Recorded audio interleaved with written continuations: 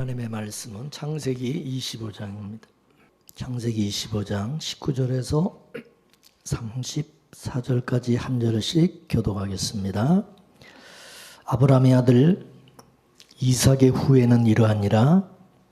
아브라함이 이삭을 낳고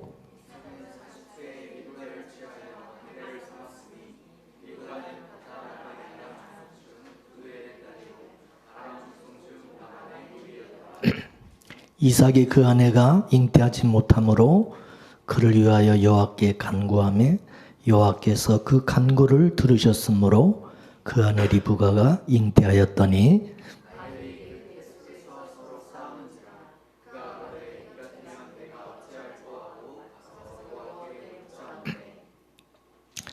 여호와께서 그에게 이르시되 두 국민이 내 태중에 있구나.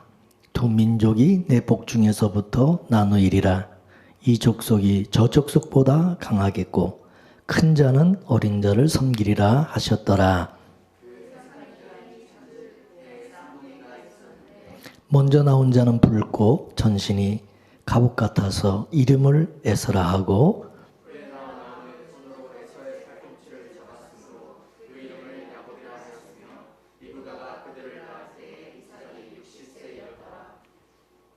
그 아이들이 장성하매 에서는 익숙한 사냥꾼인 거로 들사람이 되고 야곱은 종용한 사람인 거로 장막에 거하니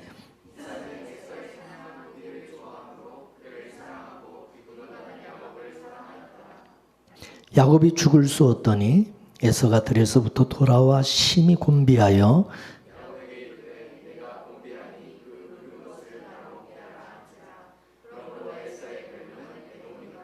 야곱이 가로되 형의 장자의 명분을 오늘날 내게 팔라.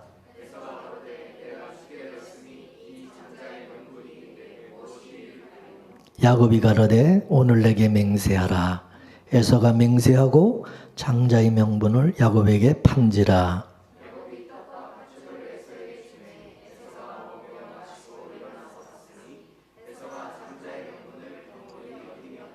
아멘. 할렐루야.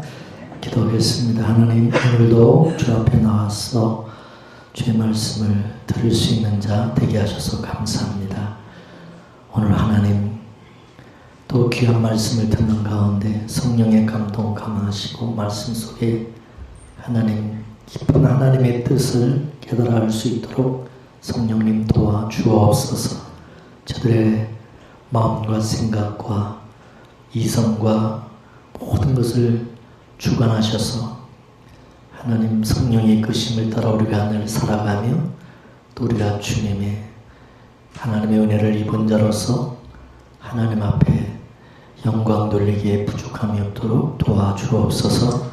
예수님의 이름으로 기도합나이다. 아멘. 하나님은요 창조주가 되시고 우리는 피조물이 되죠. 창조주의 지혜는 피조물의 지혜와는 다른 것이죠. 그러므로 창조주가 되시는 하나님께서 하신 일들을 피조물인 우리가 인간의 지혜로 이해한다는 것은 어렵겠죠. 그래서 오직 성령으로만 이해가 되는 것입니다. 인간이 하나님을 이해한다는 것이 불가능하기 때문입니다. 그래서 창조주 하나님을 우리가 이해할 수 있는 길은 오직 창조주께서 창조주의 마음을 우리에게 넣어주실 때만이 가능하다는 것입니다. 그것을 성령께서 깨닫게 해주신다는 거죠. 고린도전서 2장 10절 말씀을 함께 보겠습니다. 시작. 오직 하나님이 성령으로 이것을 우리에게 보이셨으니 성령은 모든 것 곧 하나님의 깊은 것까지도 통달하시느니라. 아멘. 그렇습니다. 우리가 성령이 아니고는 하나님의 깊은 그 뜻을 우리가 이해할 수가 없습니다. 그래서 우리는 반드시 성령을 받아야 되고 하나님이 택한 하나님의 자녀들에게는 하나님께서 성령을 주시는 거예요. 믿습니까? 뭔가 이렇게 서로 이해가 되고 깨달아져야 또 이게 소통이 되잖아요. 그래서 성령을 받은 사람은 영적으로 하나님과 소통이 되는 겁니다. 그렇지 않으면 꽉 막힌 것처럼 답답하고 예수를 믿어도 답답하고 성령을 봐도 답답하고 또 삶을 살면서도 이게 무슨 뜻이 있는지 하나님의 뜻을 모르니까 또 답답하고 그러는 거죠. 그죠? 그러나 그것을 알게 되면 감사하게 되는 거죠. 믿습니까? 네, 오늘 본문은 아브라함이 죽자 이제 그 가문을 이삭이 이어가는 내용인데요. 여러분이 알다시피 아브라함의 그 가문은 언약의 가문입니다. 언약의 가문이라고 하는 것은 하나님의 언약이 그 가문을 이끌어간다 그런 뜻입니다. 하나님의 언약을 위해서 하나님의 언약 때문에 아브라함의 가문이 있는 것이다 그런 뜻과 같은 거죠. 이렇게 되면 이삭이 아브라함의 가문을 이어가는 것처럼 보이지만 그런 것이 아니라 하나님의 언약이 이삭으로 하여금 아브라함의 가문을 이어가도록 하신다 그런 뜻이 되겠죠. 그러면 이삭이 자기 마음대로 가문을 이끌면 안 되지. 자기 마음대로 이끌면 안 되지만 또 그렇게 이끌 수도 없다는 거죠. 그렇게 지 마음대로 이끌도록 또 하나님 내버려 두시지 않는다 그런 뜻이죠. 오늘 본문을 보게 되면 이삭은 자기 생각으로 이 가문을 이어가려고 자기 생각으로 이 가문을 세워가려고 그렇게 생각을 했어요. 그것이 바로 이삭이 자기 큰아들 에서에게 장자권을 이제 넘기고 장자권의 축복을 그에게 주어서 큰아들 에서가 이 아브라함이 가문을 이끌어갈 수도 그렇게 하려고 생각했다 그 말입니다. 왜 그런 생각을 했냐면 이삭은 큰아들 에서가 힘있기 때문에 그 힘있는 그 에서가 뭔가 이 가문을 이끌어가고 이어가기를 바랐던 것입니다. 이게 인간적인 생각이죠. 그러자 하나님께서 그거는 이삭의 생각이고 아브라함의 가문은 아까도 말씀드린 하나님의 언약과 하나님의 뜻에 의해서 이끌어가는 가문이기 때문에 이삭이 지 마음대로 그렇게 하도록 하나님께서 내버려 두지 아니하시고 간섭하시는 것이 오늘 본문의 내용입니다. 이삭은 인간적인 생각으로 에서가 큰아들이고 장자고 또 힘이 있으니까 능력이 있으니까 그 이삭에게 장자의 축복을 하고자 했지만은 하나님은 이미 에서와 야곱이 태어나기 전에 이미 큰 자가 작은 자를 섬기게 된다고 분명히 하나님의 뜻을 분명히 말씀하셨어요. 이는 작은 자가 장자가 된다. 이 작은 자가 이 아브라함의 가문을 이끌어가게 될 것이다. 그건 하나님의 언약에 의해서 그렇게 되는 것이다. 라고 하는 것을 말씀하신 것입니다. 믿습니까? 하나님은 이삭의 가문을 통해서 하나님의 언약을 보여주시고자 하시는 거예요. 하나님의 언약의 백성을 하나님은 당신의 언약으로 어떻게 이끌어 가시는가를 보여주는 거고요. 우린 그래서 성경을 통해서 하나님의 언약에 우리가 자녀라고 한다면 언약의 백성이라면 하나님은 이렇게 하나님이 일하시고 역사하시는구나라는 것을 성경을 통해서 우리는 깨달아야 되겠죠. 그래서 하나님의 언약이 이 역사 속에서 어떻게 펼쳐지는가 하는 것을 우리는 성경을 통해서 알게 되고 깨닫게 되는 거고, 그 방법이 뭐냐면은 바로 창조의 방식으로 하나님이 하신다는 거예요. 하나님의 그 언약은 하나님의 창조의 방법으로 하나님의 능력으로 하신다는 거죠. 창조의 방식이라고 하는 것은 뭐냐? 없음에서 있음으로 나타나는 거예요. 죽은 자에게서 산 자가 나오는 것입니다. 그래서 이삭의 가문도 창조의 방식으로 유지가 되는 거예요. 그래서 자녀도 없음에서 있음으로 나타나게 되는 거예요. 아브라함의 후손도 없음에서 있음으로 나타나는 것입니다. 그래서 경수가 끊어진 사라, 죽은 몸과 같은 이 사라에게서 이삭이 태어나는 것이고, 이삭 역시도 아버지와 동일한 그런 모습으로 자녀를 낳게 되어집니다. 아내 리브가가 이삭에게 시집을 와서 20년 동안 아이를 갖지 못했습니다. 20년 동안 아이가 없었어요. 그러자 이삭이 하나님께 기도합니다. 그러자 하나님이 그 리브가의 태를 열으셔서 자식을 낳게 해주셨습니다. 이삭이 하나님께 기도해서 낳았다고 하는 것은 하나님이 주신 자식이다, 그런 뜻이죠. 이게 창조의 방식으로 낳은 거예요. 근데 리브가가 쌍둥이를 잉태한 거예요. 쌍둥이를. 근데 하나님께서 큰 자가 작은 자를 섬기게 될 것이다 라고 하는 것을 계시해 주셨어요. 이거는 하나님의 언약에 관한 거예요. 하나님의 언약이 그렇다 그거예요. 하나님의 뜻이 그렇다 그거예요. 믿습니까? 그러면 우리는 이삭은 리브가는 또 우리는 그 하나님의 언약을, 그 하나님의 뜻을 아멘으로 받아들여야 되는 거예요. 그렇죠? 그걸 받아들여야 돼요. 또 받아들일 수밖에 없는 것은 그게 그대로 되기 때문에, 하나님의 언약대로 되기 때문에 우리는 그 하나님의 언약을 믿는 백성이기 때문에. 믿습니까? 하나님이 그렇게 하시겠다 그러면 그렇게 되는 거지 뭐. 우리 뜻대로 되는 게 아니에요. 그래서 리브가 속에 있는 그 아이는 하나님의 언약을 보여주기 위한 아이들이에요. 그래서 우리가 간과하지 말아야 될 것은, 우리가 이 땅에서 살아가는 모든 것이 다 하나님의 간섭과 하나님의 섭리 가운데서 이루어진다는 사실입니다. 그래서 바울은 뭐라고 그러느냐? 모든 것이 합력하여 선을 이루느니라. 할렐루야. 마귀는 어떤 일을 만나도 우리 존재론으로 이해를 하게 합니다.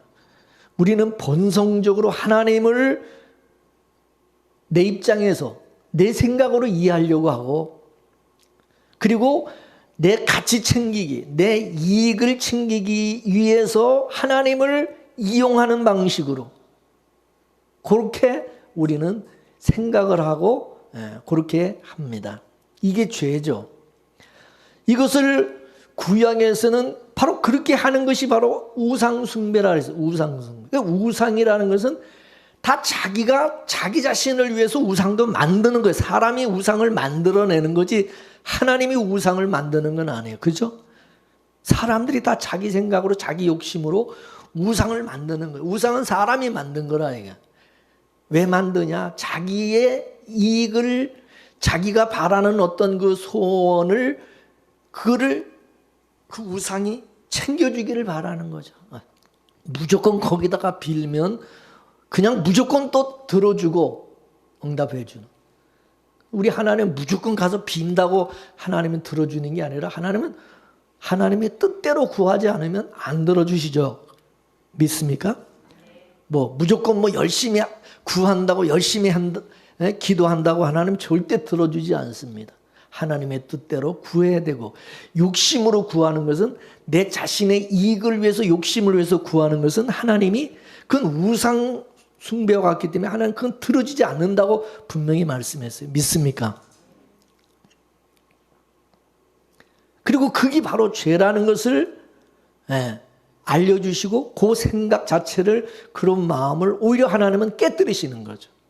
그게 바로 잘못된 생각이라는 거예요. 그런 식으로 하나님을 섬기고 믿으면 안 된다는 것을 오히려 가르쳐 주시죠. 믿습니까? 여러분, 하나님께서 나를 책임져 주시고 나를 지켜주시고 하나님의 뜻대로 인도해 주신다는 사실을 믿는 사람은 그 인생이 가벼워지게 됩니다. 하나님께서 나를 만드셨으니, 하나님이 나를 택하셨으니 하나님이 나를 지키시겠지. 죽이시든지 살리든지 하나님 다 알아서 하시겠지.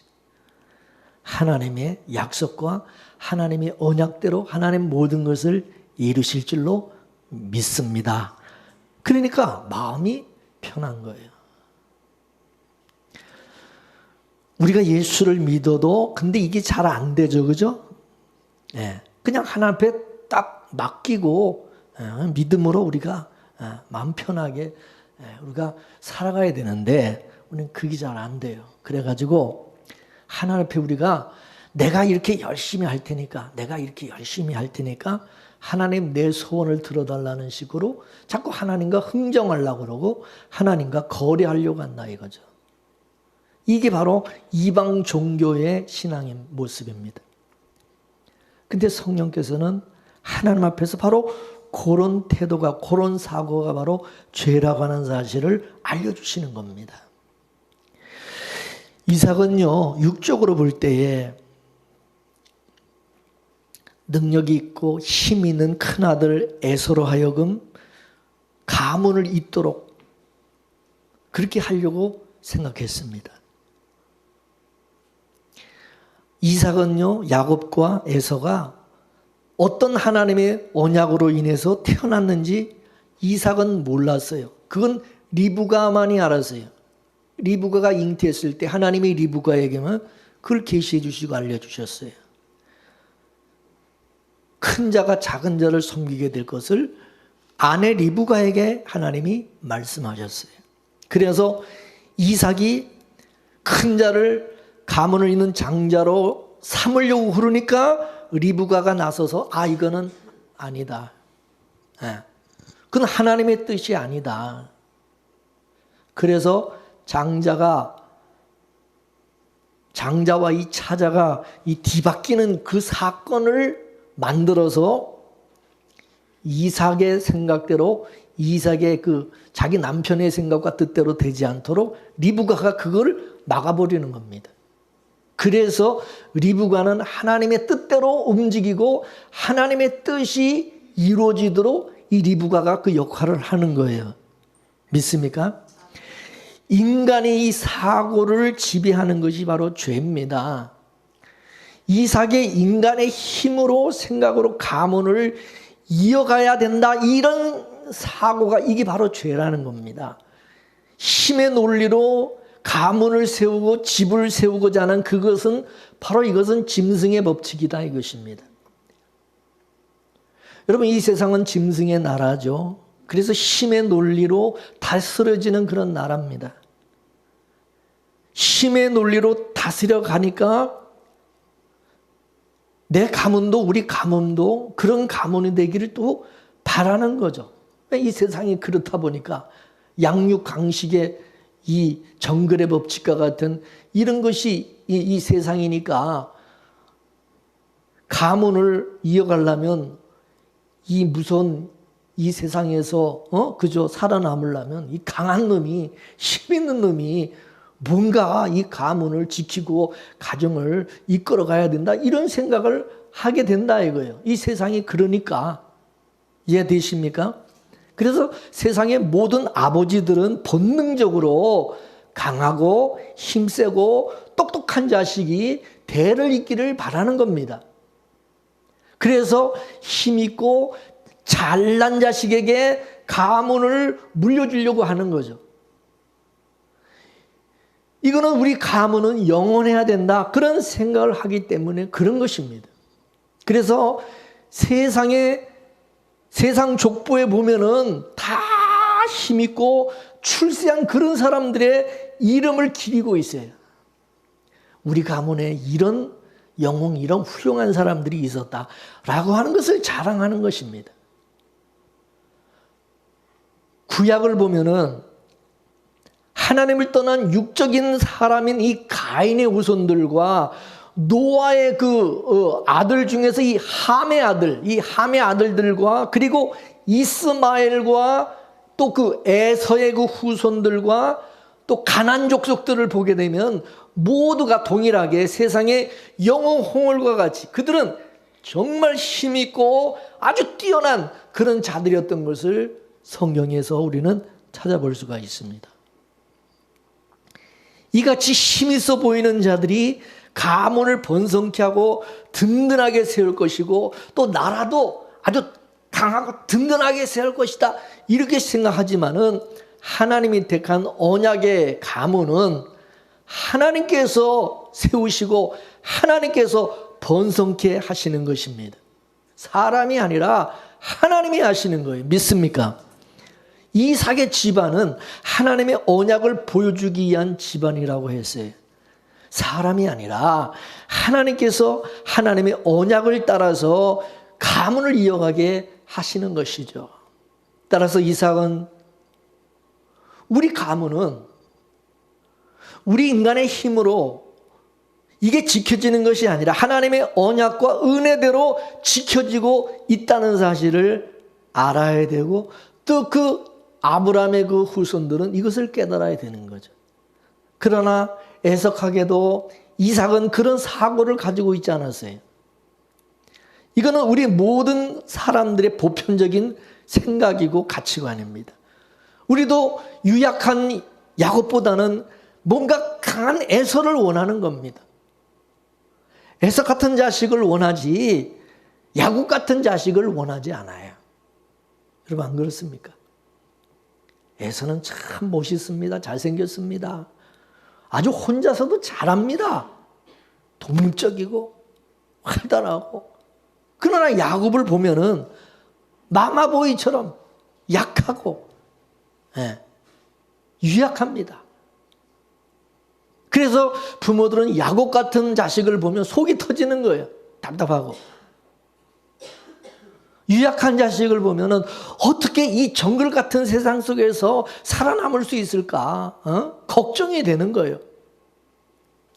양육강식의 법칙으로 다스려지는 이 세상에서 어떻게 살아갈지 걱정을 하는 것입니다. 그래서 부모는 늘 약한 자식에게 관심을 쏟게 됩니다. 근데 성경은 약함으로 하나님의 관심을 받고 살아가는 그것이 복이라고 말씀하고 있습니다. 하나님께 관심을 받는 것이 복이라는 거죠.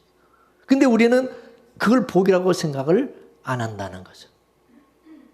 우리는 하나님이 없이도 우리 스스로 잘 살기를 원합니다. 그러니 하나님이 우리 인생을 간섭하시는 거 싫어해요. 그냥 내가 필요할 때만 하나님이 도와주시면 그러면 좋은 거예요. 그래서 우리는 우리의 신앙생활은 늘 야곱의 약복한 그 사건이 나타나게 되는 겁니다. 하나님께서 그냥 둘 수가 없으니까 우리에게 다가오셔서 자꾸 태클을 거시고 우리 환도뼈를 쳐서 부러뜨리시고 그러면 그 넘어진 그 자리에서 하나님을 찾게 되고 하나님을 구하게 되고 하나님께 매달리게 되고 갈망하고 은혜라는 그러면 또 하나님이 지팡이를 주시는 것입니다. 하나님은 자기 백성들이 자기가 잘나고 힘 있는 것을 자랑하고 내가 이렇게 했다. 내가 이렇게 부자다. 능력이 있다. 자기 흔적과 공적을 남기면서 영광을 받고자 하는 그것을 하나님은 원치 않으신다는 겁니다. 그저 하나님만 높이고 하나님만 자랑하며 하나님의 은혜와 긍휼을 나타내고 남기기를 원하신다는 것입니다. 믿습니까? 그렇기 때문에 그렇게 하기 위해서 하나님은 어떤 사람을 택하신다고 말씀하십니까? 하나님이 부르시는 사람, 하나님이 택하는 자들은 어떤 사람들이라고 말씀하십니까? 고린도전서 1장 25절에서 29절까지 말씀 읽어보겠습니다. 시작. 하나님의 미련한 것이 사람보다 지혜 있고 하나님의 약한 것이 사람보다 강하니라. 형제들아 너희를 부르심을 보라. 육체를 따라 지혜 있는 자가 많지 아니하며 능한 자가 많지 아니하며 문벌 좋은 자가 많지 아니하도다. 그러나 하나님께서 세상에 미련한 것들을 택하사 지혜 있는 자들을 부끄럽게 하려 하시고 세상에 약한 것들을 택하사 강한 것들을 부끄럽게 하려 하시며 하나님께서 세상에 천한 것들과 멸시받는 것들과 없는 것들을 택하사 있는 것들을 폐하려 하시나니 이는 아무 육체라도 하나님 앞에서 자랑하지 못하게 하려 하심이라. 아멘.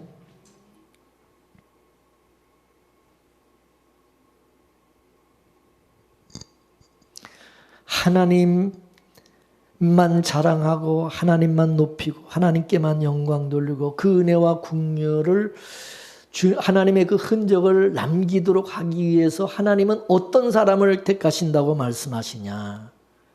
세상에 미련한 것들을 택하신다. 세상에 약한 것들을 택하신다. 세상에 천한 것들과 멸시받는 것들과 없는 것들을 택하신다는 거죠. 그 이유를 아시겠습니까? 그 이유가 뭐라고요? 아무 육체라도 하나님 앞에서 자랑하지 못하게 하려 하심이라. 믿습니까?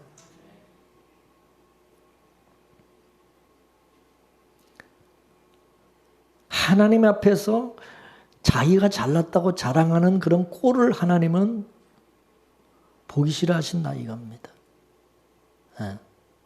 절대로 하나님 앞에서 나 잘난 것을 내가 대단하고 자신이 엄청나게 훌륭한 것처럼 자랑하는 것을 우리는 조심해야 됩니다. 하나님 그걸 제일 싫어하십니다. 믿습니까? 믿습니까?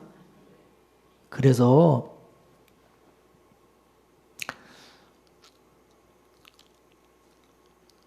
우리가 약하고 미련하고 어리석고 연약하고 그런 사람은 자기가 자랑할 것이 아무것도 없어요. 그러니까 하나님의 은혜와 긍휼과 그것만 자랑할 수밖에 없는 거죠. 이 세상은요, 하나님의 창세전 언약을 나타내 보여주기 위해서 있는 겁니다. 창세전의 언약은 자기 백성들을 죽음에서 아들을 통해서 죽음에서 구원하시고 그래서 주님의 은혜와 영광을 드러내서 그걸 또 찬미하게 하는 것입니다. 하나님은 그 은혜를 드러내기 위해서 역사하지 우리의 어떤 잘난 것을 드러내고 자랑하기 위해서 이 역사가 있는 게 아니다. 그러기 위해서 이 역사를 하나님 만든 게 아니다는 거죠. 하나님은 이 역사 속에서 무엇을 드러내고자 하느냐면 하나님의 영광, 하나님의 은혜입니다. 하나님의 그 능력입니다. 하나님의 지혜입니다.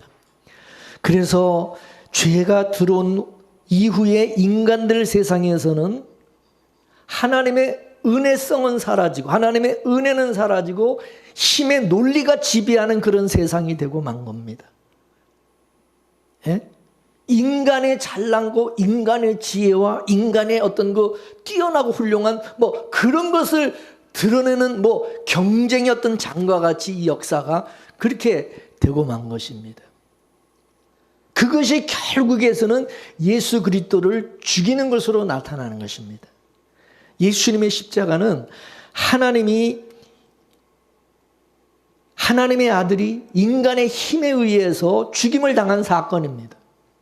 그래서 하나님은 자기 백성들에게 힘의 논리로 살고자 하는 그것이 바로 죄라는 것을 알려주시는 것입니다. 그리고 그거를 깨뜨리시기 위해서 하나님은 일을 하시고 또 그래서 우리에게 힘을 오히려 빼게 하시고 우리 힘을 빼게 하시고 그래서 자기 자신을 부인하고 나를 완전히 비우라는 거예요.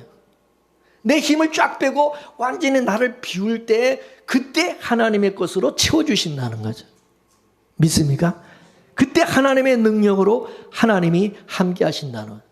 내가 힘을 딱 주고 내가 힘을 가지고 있으면 하나님 역사하지 않습니다. 오히려 힘을 뺀다. 우리 힘을 자꾸 빼게 만들어서 다 힘을 빼고 나서 오직 그 다음서부터 하나님의 은혜와 능력으로 하나님이 역사하셔서 그 은혜로 살아가는 자가 되게 해주시는 거예요. 믿습니까? 내 능력이 아니라 하나님의 능력으로 살아가는 그런 사람으로 만드신다 이거예요. 믿습니까? 우리 그렇게 돼야 되는 거예요. 믿습니까? 그렇게 하나님도 만드시고요. 그래서 우리가 힘의 논리로 신앙생활을 하려고 그러면 반드시 우리가 예수님을 죽이게 돼 있어요. 그러면 하나님은 나가 그게 바로 죄라는 것을 깨닫게 하시고 나의 힘을 빼앗고 나를 부인하고 십자가에서 나를 죽이는 그런 일을 하나님이 하시는 것입니다. 그래서 신앙생활이라고 하는 것은 세상의 가치와 힘을 뽑아내는 거예요. 뽑아내는 거예요. 세상의 힘과 가치가 뭡니까? 뭐예요? 예? 물질, 돈. 그렇죠? 돈이, 이 물질이 힘인 거예요. 예? 우리는 돈을 많이 벌어서, 그죠? 뭔가 힘 있는 어떤 그런 자가 되길 원해요. 그게 힘이니까. 여러분, 탕자의 비유를 요즘식으로 한번 풀어봅시다. 회사 사장님이 회사를 이제 자식에게 물려주려고 그럽니다. 근데 맏아들이 아주 그냥 훌륭하고 잘나고 경영도 잘하고 아주 멋있습니다. 근데 이 작은 아들은 사고만 치는, 이 사고 치는 못난 자식입니다. 그러니 세상의 압이라고 한다면 누구한테 회사를 물려주려고 그러겠어요? 누구한테? 맏아들에게, 큰아들에게 물려주려고 한다 이건죠. 근데 우리 탕자 비유에서는 역설적으로 누구에게 물려주냐? 작은 아들에게, 탕자에게 물려주고 있어요. 믿습니까? 돌아온 그 탕자에게 아버지의 인장반지를 끼워 주십니다. 그 얘기는 뭐냐면 그 작은 아들에게 가문을 맡긴다 이겁니다. 인장반지는. 이해가 되세요? 옛날 조선시대 왕으로 말하면 뭐지? 그게 옥새. 옥새를 물려주는 거예요. 그게 인장반지를 물려. 탕자 비유에서 아버지의 마음은 바로 하나님의 속성을 보여주는 겁니다. 하나님의 일하심을 보여주는 거예요. 우리 아버지가 되시는 하나님의 집은 무슨 재물을 늘리는 집이 아니라 무슨 기업을 무슨 확장시켜 나가는 그런 집이 아닌 것입니다. 하나님 아버지의 마음은 은혜와 자비와 사랑과 긍휼이 강물처럼 흘러가는 그런 집을 만들고 싶은 것이고 하나님이 찬양과 영광과 경배를 받으시고자 하시는 것입니다. 그래서 아버지의 사랑과 은혜와 긍휼과 용서와 같은 그런 것들이 집안 구석구석에 흘러가게 하는데 가장 적합한 아들이 바로 용서를 받은 이 둘째 아들인 것입니다. 이해되십니까? 지금도 하나님은 역사 속에서 남기고 싶어 하는 것이 바로 그런 것입니다. 너희들이 사는 것은 내 은혜로 사는 것이라는 것을 알기를 원하신다 이것입니다. 하나님의 사랑과 자비와 긍휼로 이 세상이 유지되고 있다. 너희 삶이, 너희 가문이 바로 하나님의 사랑과 자비와 긍휼로 그게 유지되고 있다는 것을 알려주고 싶은 것입니다. 죄인들은 모르니까 자기 백성들에게 성령을 보내주셔서 이거를 깨닫게 하시는 겁니다. 너희는 너의 힘으로 사는 것이 아니라 하나님의 은혜로 살고 있다는 사실을 성령께서 가르쳐 주시는 겁니다. 깨닫게 하시는 겁니다. 내가 너를 지켜주고 있어. 그러니 세상의 힘과 가치로 살려고 그러지 마. 미련하고 약하고 천하고 멸시받는 거 그거 부끄러워하지 말고 그런 네가 하나님의 지혜와 능력과 은혜로 살아가고 있음을 깨닫고 감사하는 자가 되라 그러시는 거예요. 야곱은요 누가 봐도 장자가 될 수 없는 사람은 근데 하나님은 야곱을 택하시고 장자로 만들어 주셨어요. 야곱은 태어날 때도 어떻게 태어났나요? 야곱은 태어날 때도 자기 스스로 자기 힘으로 나왔나요? 어떻게 나왔어요? 네. 자기 형 발 뒤꿈치 붙잡고 나왔어요. 나올 때도 이게 메가래가 힘이 없어가지고 나는 형의 도움이 없이는 태어나지도 못합니다. 그냥 형 붙잡고 나온 거예요. 형 발꿈치 붙잡고 나왔어요. 야곱은 형의 도움이 없이는 살 수가 없는 것입니다. 여러분, 예수님을 맏아들 장자라고 그러죠. 하나님의 장자. 맏아들이라는 것은 뭐냐면 형이라는 뜻이에요. 그러면 예수님은 우리의 뭐가 됩니까? 형이 되는 거, 형. 예수님이 뭐요? 형. 영적으로 보면 그렇다 그것입니다. 그러니까 야곱이 형 에서의 발꿈치를 잡은 것은 언약적으로 말하면 신자는 야곱과 같이 나는 예수님 없이는, 예수님의 도움 없이는 못 삽니다. 우린 그런 자다 그 말입니다. 믿으십니까? 이것이 약복강가에서 그대로 드러났습니다. 약복강가에서 야곱이 하나님과 씨름을 합니다. 씨름을 하는데 야곱은 하나님을 붙잡고 하나님을 보내주지 않습니다. 끝까지 붙잡고 내게 축복해 주지 않으면 절대로 놓을 수 없습니다. 그리고 막 붙잡고 늘어지는 것입니다. 이게 야곱의 근성입니다. 야곱은 자기가 연약한 것을 압니다. 이것을 여러분 나쁘게만 해석하지 말 것은 당신이 나를 보여주지 않으면 안 됩니다. 나를 붙잡아 주지 않으면 난 살아갈 수가 없는 존재입니다. 나는 연약한 존재입니다. 하나님은 그런 지렁이 같은 야곱을 도와주시는 것입니다. 할렐루야. 이사야 41장 14절 다 읽어보겠습니다. 시작. 지렁이 같은 너 야곱아, 너희 이스라엘 사람들아, 두려워 말라. 나 여호와가 말하노라. 내가 너를 도울 것이라. 내 구속자는 이스라엘의 거룩한 자니라. 아멘이십니까? 하나님께서 야곱의 환도뼈를 쳐서 부러뜨리신 것은 야곱의 힘을 빼신 겁니다. 야곱의 힘을 빼앗은 것입니다.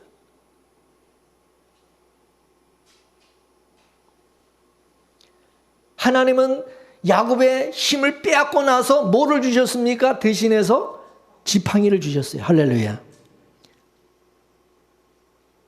이 지팡이는 보이지 않는 하나님의 흔적입니다. 그래서 야곱은 죽을 때까지 이제 그 이후부터는 뭐를 의지하고 삽니까? 지팡이 의지해서 삽니다. 지팡이 의지해서 걸어가고. 그건 하나님께서 야곱을 죽을 때까지 주관하고 있다는 뜻입니다. 이 지팡이는 바로 뭡니까? 예수님의 십자가를 상징하는 것입니다. 우리도 예수님의 십자가 사건으로 힘을 의지하고 살던 사람이 예수와 함께 죽고 하나님의 은혜로 살아가는 그런 사람으로 거듭나게 되었습니다. 야곱은 약복강 사건 후로는 지팡이를 의지하며 살아갑니다. 히브리서 11장 21절을 보게 되면 야곱은 약복강에서 받은 그 지팡이를 의지하고 요셉의 두 아들인 에브라임과 므낫세에게 축복을 하는 것을 보여주고 있습니다. 그것도 오른손은 차자의 머리에, 왼손은 장자의 그 머리에 이 어금 맞대어서 축복을 하였습니다. 야곱은 지팡이를 의지하여 장자와 차자가 바뀌는 축복을 했어요. 그 얘기는 뭐냐면은 야곱은 그 하나님의 언약을 알기 때문에 큰아들이 이 가문을 이어가는 게 아니라 하나님의 언약에 의해서 이 둘째 아들 차자가 그 가문을 축복을 이어간다는 것을 그걸 보여준 거예요. 자기도 그렇지만, 자기도 그렇게 했지만, 그죠? 그래서 이제 자기 아버지 이삭은, 아버지는 인간의 생각으로 가문을 이어가려고 에서에게 축복하려고 그랬지만 이 아들 야곱은 자기가 그 하나님의 언약을 알기 때문에 이제는 자기 아버지처럼 그런 게 아니라 하나님의 언약과 뜻에 따라서 이렇게 어금 맞대서 오른손을 차자의 머리, 왼손은 장자의 머리 얹고 축복을 한 것입니다. 이스라엘은 자기 힘을 의지하며 살아가면 안 됩니다. 그래서 야곱도 지렁이 같지만 이스라엘 백성도 지렁이 같은 지렁이. 하나님 지렁이로 만들어 밟으면 그냥 꿈틀하고 죽을 수밖에 없는. 이 지렁이 같은 이스라엘, 지렁이 같은 야곱은요, 자기 힘으로 살고자 하면 안 됩니다. 살 수도 없지만 또 그렇게 살고자 하는 그것이 죄라는 거예요. 그럼에도 이스라엘 백성들은 성경을 여러분 보시면 끊임없이 자기 힘을 축적하려고 했습니다. 그죠? 여러분, 이스라엘 백성들이 말을 많이 갖고 병거를 많이 갖고 그러면 하나님께서 그거 원치 않고 말에 그 발굽이 힘줄을 다 잘라버리게 만들었어요. 그죠? 옛날에 말하면 지금으로 말하면 무기, 이 첨단 무기와 같은 건데, 그 힘줄을 다 잘라버리면 어떻게 가서 전쟁을 합니까? 다른 나라는 다 그 많은 기병대가 있는데 하나님은 그 말과 무기 이런 거를 의지하지 말고 그걸 힘으로 삼아서 전쟁을 하고 나가 싸우고 그러면 안 된다는 것입니다. 그런 것이 많으면은 이제 무기가 많고 그런 게 많으면 하나님을 의지 안 한다. 하나님을 의지 안 한다. 그래서 하나님은 막으시는 거예요. 그래서 그걸 빼버리는, 그 힘을 자꾸 빼는 역할을 하네. 그리고 하나님만 의지하게, 하나님의 능력 믿습니까?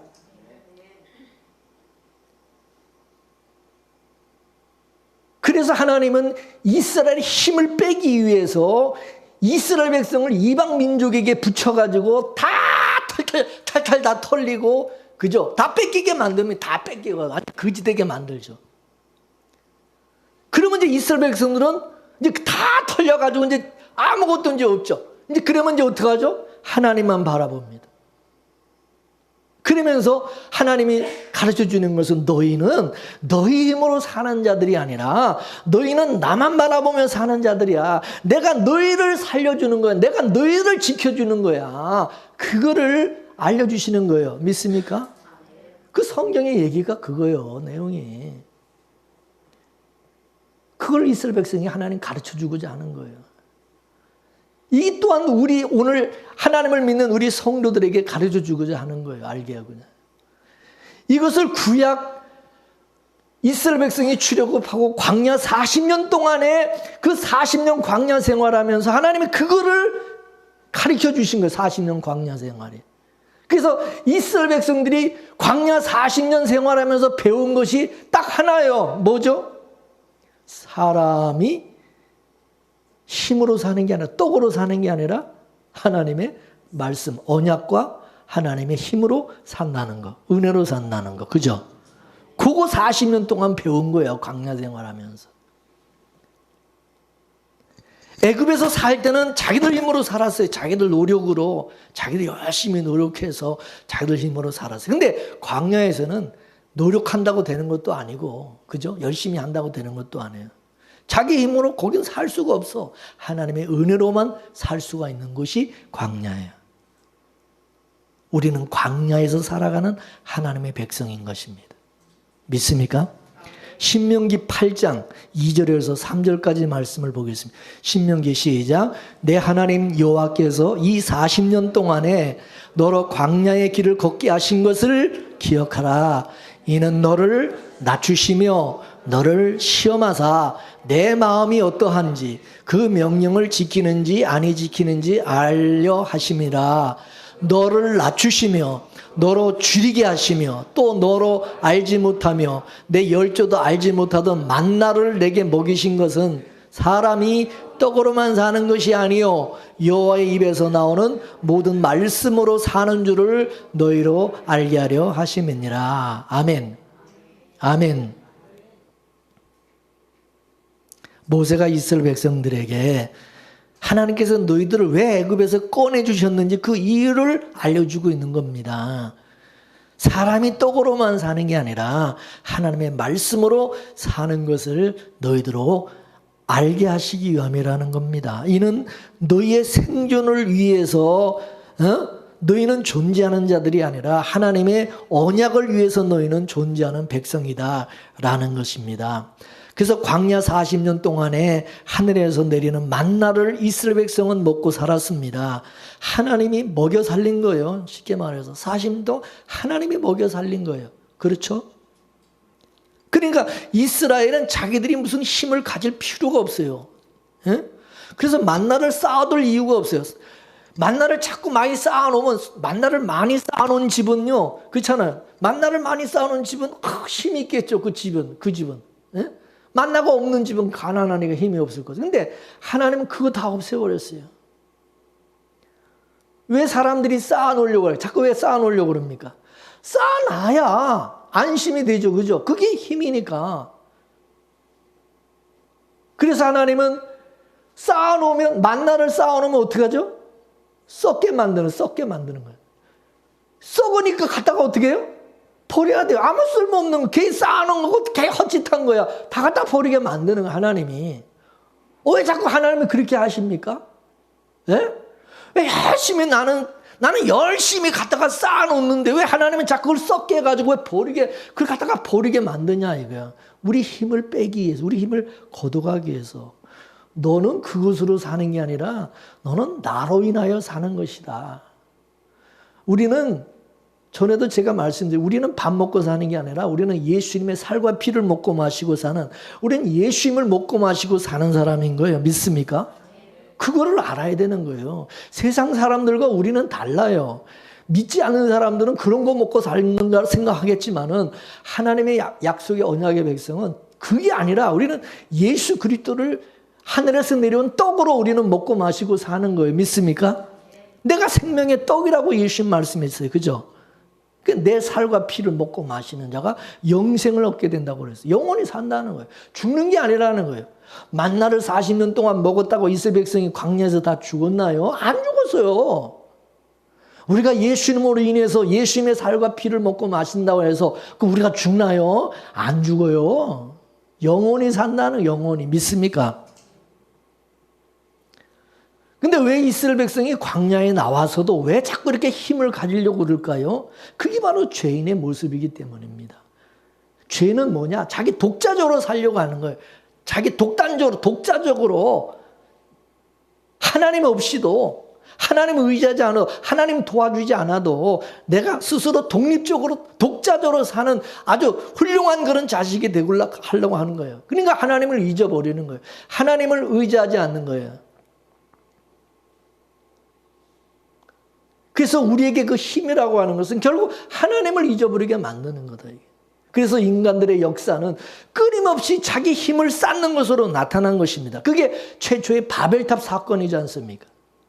인간의 힘으로 하늘에 닿고자 바벨탑을 쌓은 거 아닙니까? 이에 하나님께서 어떻게 했습니까? 그 바벨탑 어떻게 했어요? 중지시키고 허물어 버린 겁니다. 바벨탑 사건은 한 번 일어난 사건이 아니라 역사 속에서 계속해서 일어나는 사건이다, 그것입니다. 하나님이 무너뜨리면 또 인간들은 또 쌓고 계속 우리 안에서 계속해서 그게 일어나고 있고, 교회 안에서도 그것이 계속 일어나. 교회 안에서도 끊임없이 자꾸 힘을 축적하려고 한다, 교회가. 그래서 이 시대 교회 타락은 뭐냐? 물질적인 부요. 인간은 힘을 가지면 반드시 하나님을 떠나게 되어 있어요. 그래서 신앙의 타락이라는 것은 부유할 때 나타난다는, 부유할 때. 내가 잘 될 때, 잘 나갈 때 하나님을 떠나게 돼 있다는 거죠. 그래서 하나님은 자기 백성들이 힘을 가지지 못하도록 계속해서 하나님이 가지치기를 하시는 거예요. 가지치기를. 힘을 빼는 거야. 그럴 때 우리는 야속하죠. 하나님이 야속해요. 왜 남들은 내버려 두고 우리는 조금만 그러면 하나님 또 가지치기 하고, 왜 하나님 자꾸 그러시고 간섭을 하시는지 우리는 그게 참 원망스럽기도 해요. 그죠? 우리는 하나님을 사랑한다고 그러지만은 우리는 하나님을 이용해서 이 땅에서 복받고 잘 살려고 합니다. 왜 여러분 동서고금을 막론하고 인간들에게 왜 이 기복사상이 왜 이게 먹혀드느냐? 그게 바로 모든 인간들이 바라는 것이기 때문입니다. 인간이 노리는 것이기 때문에 그 기복사상, 그 기복신앙이 먹힐 수밖에 없는 것입니다. 기복신앙, 이 기복사상을 인간들이 가지고 있기 때문에 교회에서도 목사들이 땅의 것을 주겠다고 그딴 설교를 자꾸 하는 겁니다. 마귀는 항상 교회를 떡 주는 교회로 전락을 시키는 것입니다. 떡을 주는 교회로. 말씀을 주는 교회에는 사람들이 안 모여요. 말씀 주는 교회는 싫어해요. 그래서 말씀을 주는 교회는 점점 사라지게 돼 있어요. 말씀을 주는 교회가 되면은 교인들이 안 모이니까 목사도 그런 설교를 안 하려고 그래요.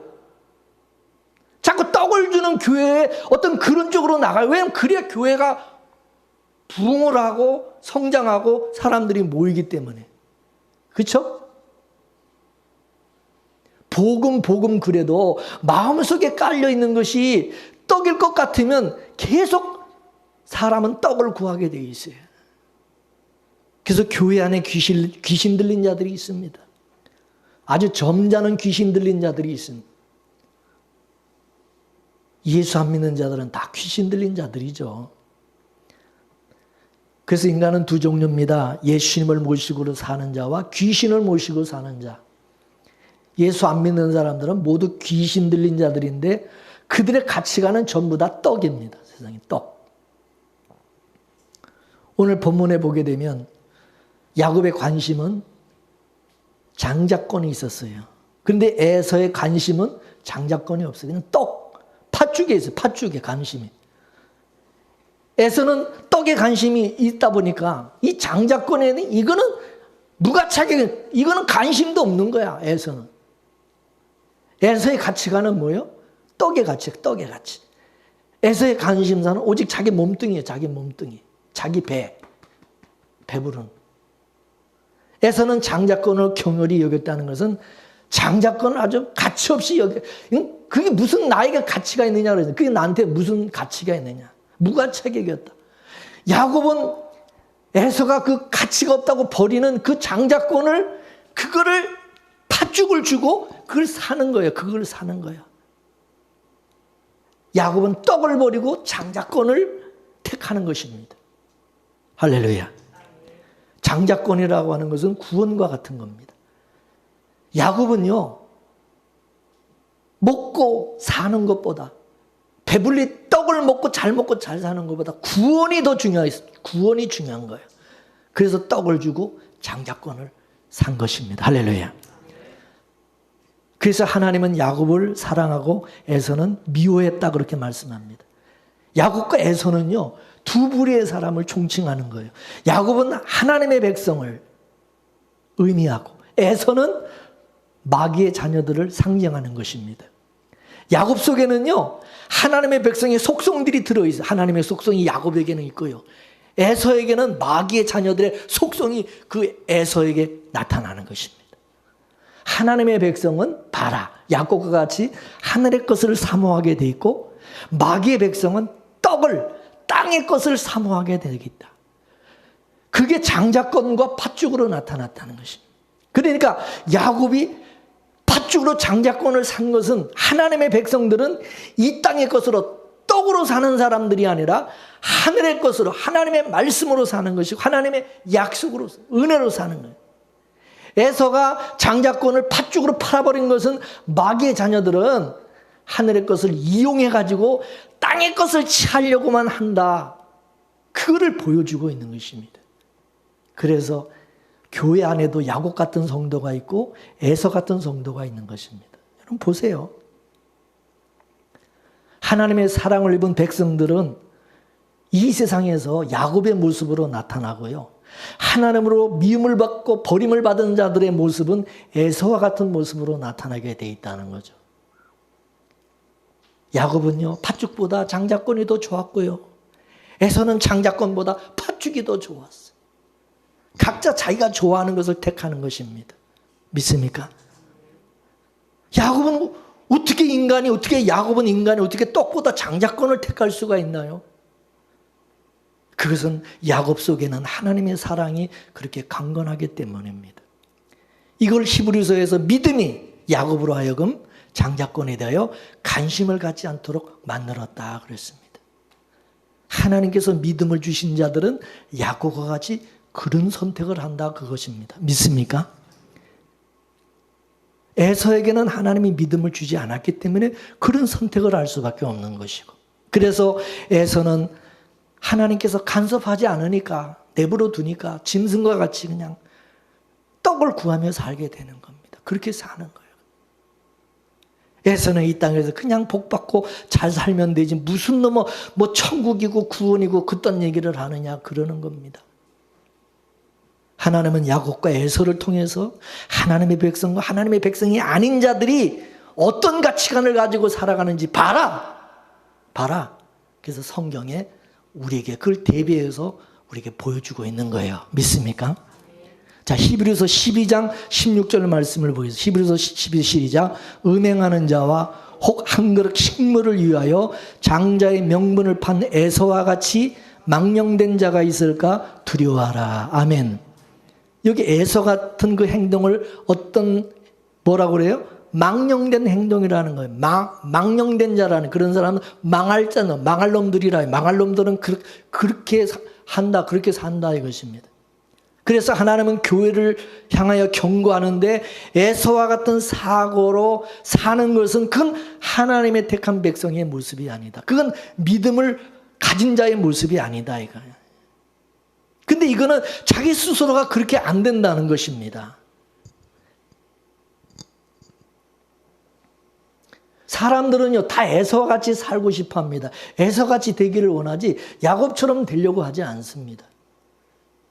근데 하나님이 택한, 하나님의 은혜 주시고 믿음을 주신 하나님의 백성은요, 하나님께서 에서와 같은 그 사고, 그 가치관을 깨뜨리시고 야곱과 같은 그런 가치관과 사고를 갖도록 만드십니다.